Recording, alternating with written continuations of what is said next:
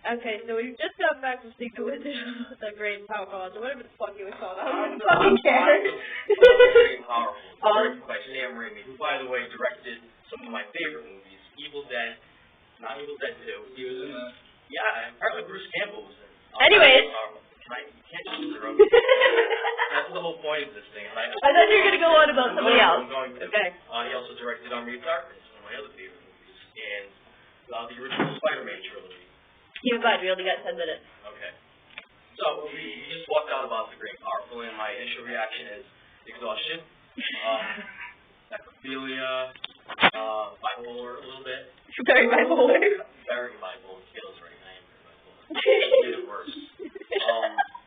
Yeah, well, the best way I can put this is, sorry, I'm shaking. Think of all some of your best moments of childhood having been filmed and put on a DVD. And then Sam Raimi takes this DVD, throws it on the ground, pulls down the stamps, and then takes a big steaming dump right on your childhood DVD. I mean, that's pretty much what the movie is. Somebody having a massive case of the runs, just hovering over your childhood home movies. That is what Oz the Great and Powerful is. I mean, that's a nice... Alright, wait. My hands are shaking, so I'm gonna put this like. Hey, fair enough. Mila Kunis is tits. Agreed. Not at first. They developed sort of mold afterwards. You good? I'm good. Not really. I'm feeling pretty silent right now. All right. So the good things about the movie, because there's so many. Well, first of all, the movie looked great. Yeah. It looked beautiful. The cinematography was great. The art direction was great. The costumes were great. But there was a lot of not great in that movie, too. There was some terrible acting, especially by James Franco. It's one of the worst roles I think I've ever seen him in, which is surprising, because normally he's very good. It was just a lot of bad acting, and the story wasn't dealt with that great. Well, because you started going on about the good things. So what were the decent things about the movie? The decent things? It had the Elder Groove. It had... Emerald City was great. They did a great job with Emerald City. They did a great job explaining where Oz came from. Yeah, the origin story of that was really cool. It's just that really, like, the acting really killed this movie for me. It was just watching the acting is like... It made you want to throw up. After a root canal. It just wasn't good. No, it's not good. Here's the thing. I will be a little serious, though. If you're a parent watching this, and you want to take your kids to a movie, and, this is a fun movie for kids, they'll have a good time. You know what? This is a movie made for kids. They're not going to give a shit about the bad acting like you will. You will. So, you really will. You really will. But you know what? Just think about this. After you left this movie, how bad did you just want to watch the original Wizard of Oz? Oh. Really think about that. How much did the Wizard of Oz, the original, seem? And you know what? I can agree with that. Better. No, but think about it. I hate old movies. You know this. Yeah, I hate old movies. But I would rather watch that one 100 times before I watch that one again. And I hate old movies. But you love the Wizard of Oz. I don't love it. You like it. I do. I like it, but I don't love it because it's an older movie. I like how the newer movies are shot. Yeah, but the thing you like about the old one is the story and how it was dealt with. I found the Wizard of Oz. Devin's talking about that. Let me put that in here. This is Mila Kunis' vagina. Vagina. Exaggerating. That's probably what it looks like. Gross. Okay, anyway. That's the bad. Other than the acting. You covered that. The direction, the script.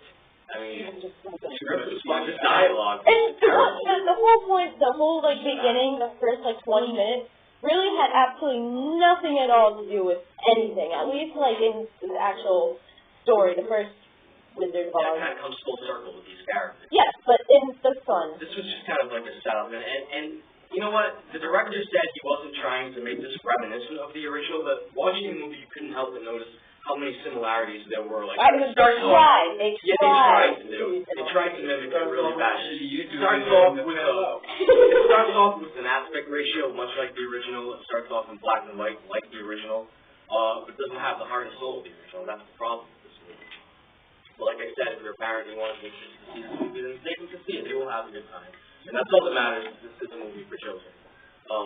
We grew up watching The Wizard of Oz, so we still have that. They grew up watching this shitty movie. And it's okay. So what were you saying in the car, though? What was I saying in the car? You said a bunch of things in the car that was very interesting. I was going on and on about me with Rex and how Walt Disney is awesome for showing as much as he did with those things. And, that bitch needs a Bible. let me tell you something. That bitch needed Jesus. I'm going to throw a Bible at her if I find it. I mean, it's hard. There's a Bible somewhere. I'm going to find it, and when I do, I'm going to throw it right at that fucking movie screen.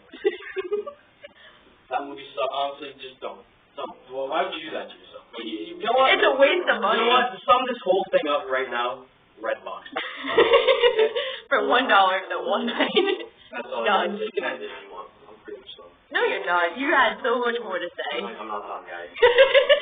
Here it is, though, so I'm gonna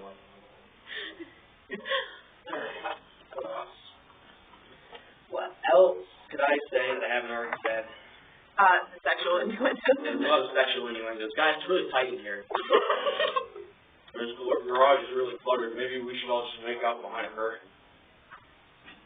Well, a midget, an old black dude, a monkey, and a porcelain doll. Not a monkey, a winged monkey. Wait, why? Then you're saying the whole thing about the monkeys. You don't say about the monkeys. Yeah, I know what they did. It's to make one of the main characters was a cute little flying monkey, and the reason they made him cute is because he's a good guy. And we need to make all the not cute little good guy monkeys look like bad guy monkeys. These things are huge. I mean, seriously, they look like fucking werewolves. With wings. And these things are no joke. If I saw one of those things, I would shit. Like the wings that way. Yeah, none of it makes any sense. And James Franco really fucked you. Honestly, you are terrible in this movie. Kudos to you for picking up the check that you probably received for this movie. And I know you're gonna get more parts, but really, seriously, what the fuck were you thinking? How much weed did you smoke?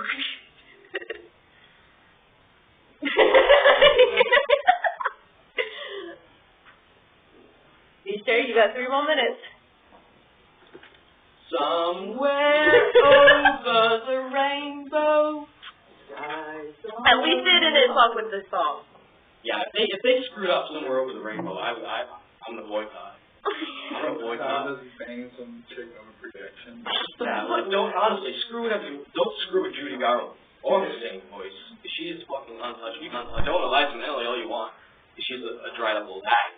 But Judy Garland was the shit. No, Judy Garland's great.